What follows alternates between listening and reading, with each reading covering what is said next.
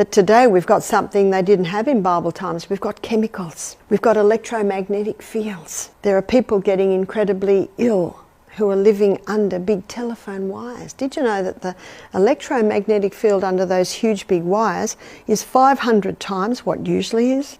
Every farmer knows if his cattle graze under those wires, they'll have stillborns, they'll have deformities. We lived in a rainforest, and up the back, away from us, a few kilometres away, there were big towers.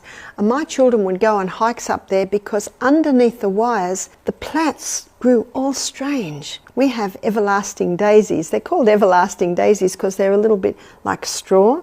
So you can put them in a vase and they'll keep for ages because they're just like straw. They're like a dried flower. There'd be everlasting daisies with 5 centres. There'd be all this mutation in plant life. If there's mutation in plant life, if there's mutation in the cow, there's going to be mutations in the human body. Unhealthful conditions changed. Have a look at your house. Have a look at the chemical exposure. We didn't have chemical exposure back in Bible times. We're dealing with a few more dangers today than they dealt with in Bible times. Wrong habits corrected. How do you know what's a wrong habit? Just look at those laws. Those laws are the standard. Late nights, not drinking enough water, no fresh air, devitalized food. A lot of people today are having reactions and intolerances to the wheat. And then we find out that in the 50s, the wheat was changed. It went through intensive crossbreeding, it changed it. Praise God, you can still get ancient grain breads. You can still get breads made out of kamut, out of spelt. They're called ancient grains because they were from the original wheat. But I find when people have allergies, almost 99% of the time, it's to the wheat. So stopping the wheat. One lady said, "Oh, but I eat the whole wheat bread." I said, "Well, I'm glad you eat the whole wheat, but it's the wheat. But it's organic wheat." I'm glad it's organic wheat. It's not being grown with poisons, glyphosate or Roundup. That's poisoning a lot of people today. But it is still the hybridized wheat. Go to the ancient grains. Go to the grains the way it used to be. So what we're doing here is we're investigating. In case of sickness, the cause should be ascertained, unhealthful conditions changed, wrong habits corrected. Then nature is to be assisted in her efforts to expel impurities and re-establish right conditions back in the system. Nature is to be assisted. How do we assist nature in her efforts to expel impurities? How do we expel impurities? We expel impurities through the skin. The skin is an amazing organ. It not only breathes, it also absorbs and it throws off waste. And to increase the body's ability to throw off waste, we need to be drinking more water. Maybe find a steam sauna where you'll perspire a lot. A lot of waste will come out that way. Make sure the colon's working well because waste is coming out of the colon. Make sure you're drinking adequate water to thin the blood so it's easier for your kidneys to filter your blood. Your kidneys filter your blood.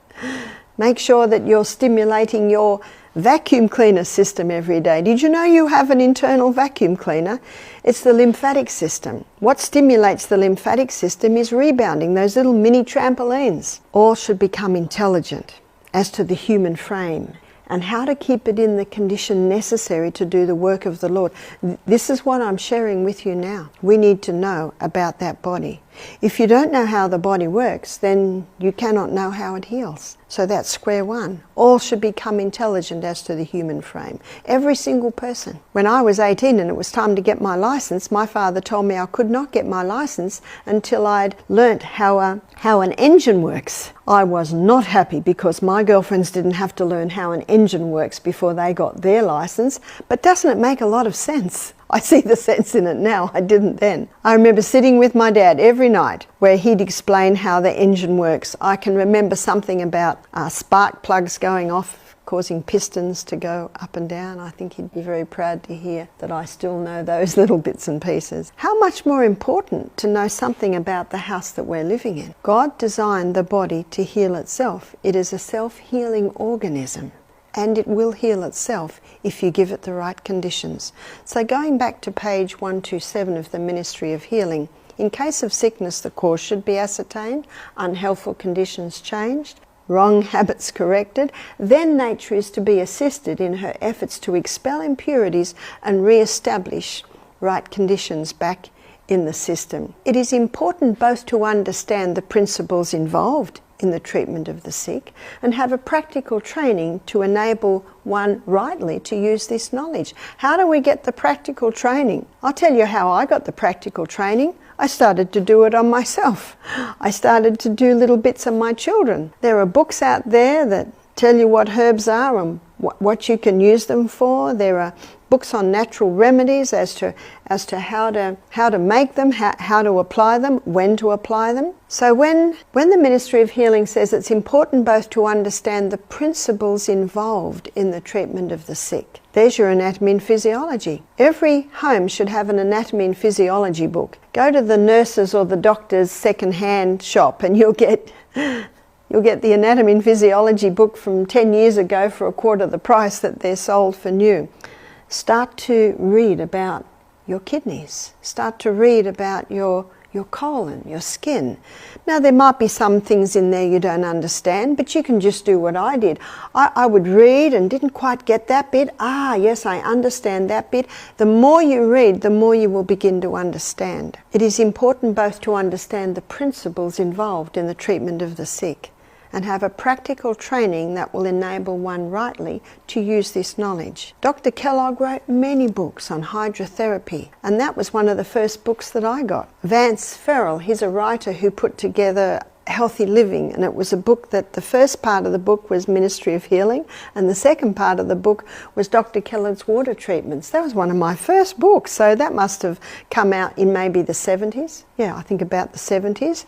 And I would just read it and I would do it. I would just do it. And it was by doing it that I learnt. It's a good idea in a mother's group for the mothers to get together and discuss these things and maybe practice on each other. That's a great pastime. It's good to have the practice and the knowledge before someone gets sick. The use of natural remedies requires an amount of care and effort that many are not prepared to give. Nature's process of healing is gradual, and to the impatient it seems slow. So the use of natural remedies, did you know that 50, 60 years ago nurses were taught hydrotherapy? I have their textbook. It's Knight's book of hydrotherapy for nurses, but not today, because the use of natural remedies requires an amount of care and effort that many are not prepared to give. It takes a lot of physical effort and time to do the natural remedies. So if someone has a headache, what we always do at our retreats, we give them a hot foot bath. See, when you put your feet in hot water, it draws excess blood down to the feet. And when someone's got a headache, there's often congested blood in the head. So just the very act of putting feet in hot water brings the blood down to that area. So what we do is we tend them every 5 minutes. We put a little bit more hot in. We put cold on their head. Do they need a little bit of a neck massage to release the tension there? Maybe that's contributing to it. But can you see, that's care and effort. We have to get the bucket, we have to get a towel, we have to have the kettle beside, the ice water to pat on the head, the massaging the neck. Whereas what would most people do? They would just take a painkiller. Can you see why we veered away from the natural remedies? They do take an amount of care and effort. Also, nature's process of healing and upbuilding is gradual, and to the impatient it seems slow. I'm impatient. I want to be better tomorrow.